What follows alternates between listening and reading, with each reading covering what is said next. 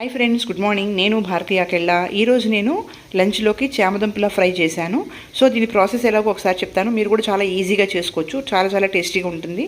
So ముందుగా నేను ఏం చేశానంటే చామదుంపలను తీసుకుని బాగా ఒక 5-6 టైమ్స్ వాటర్లో బాగా కడిగేసాను. మట్టి అంతా ఉంటుంది కదండి.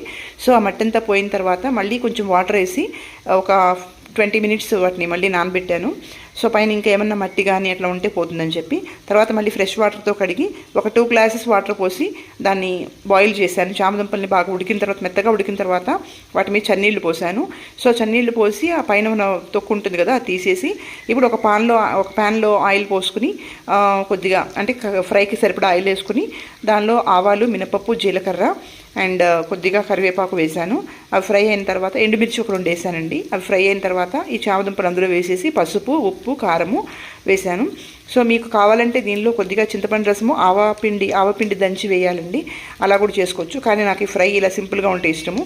ఇది చాలా చాలా టేస్టీగా ఉంటుంది.